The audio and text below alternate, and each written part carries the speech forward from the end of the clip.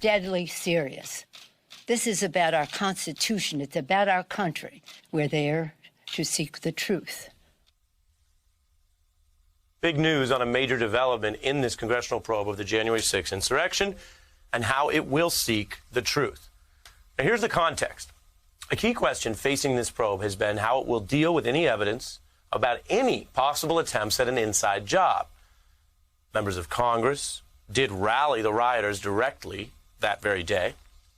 The Justice Department has a very specific mission. It only examines if members of Congress may have broken the law, a high bar.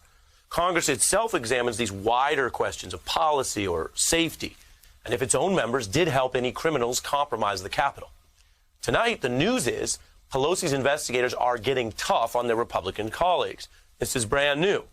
They are going after their own colleagues' records as potential evidence, specifically planning on acquiring phone records of sitting members of Congress.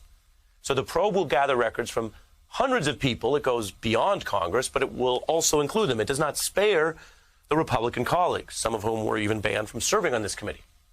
And some Republicans seem intent on hiding the kind of calls they had on January 6th, like Congressman Jordan, who claims he cannot quite remember whether he spent one of the most dangerous days in the Capitol ever talking to then President Trump or not, which is something one would rationally recall. So I've talked to the president numerous times. I continue to talk to the president since he's left office. on January 6th, Congressman. Yes, I mean, I've talked to the president. I've talked to the president so many. I can't remember all the days I've talked to him, but I've certainly talked to the president. The probe will also follow reports that during the attack, Trump invoked the ongoing violence in real time as an effort to keep pressing the Republican leader, McCarthy, to join Trump's plot to still try to steal the election at that late date. That is the kind of sloppy coup that Congress must investigate and address for the future of the Republic. McCarthy cagey on that as well. But I'm asking you specifically, did he say to you, I guess some people are more concerned about the election than you are?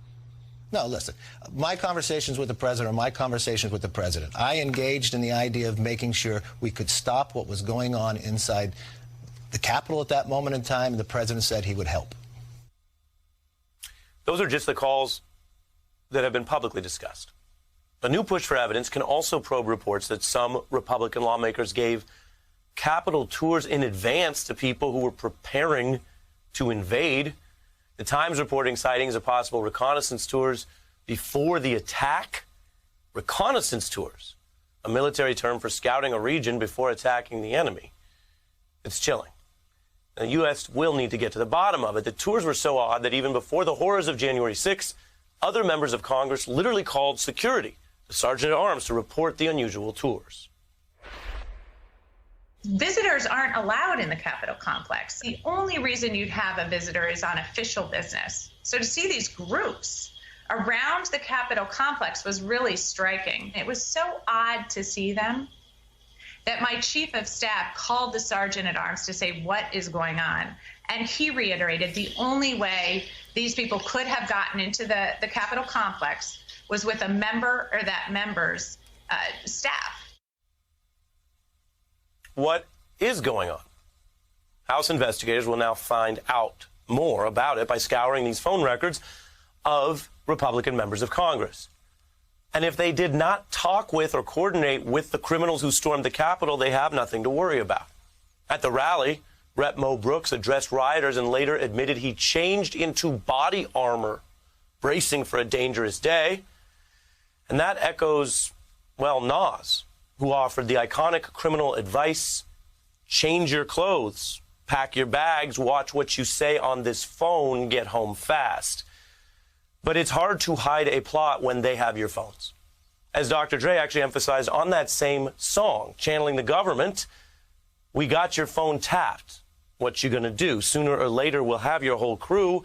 All we need now is the right word or two to make it all stick, then you're through.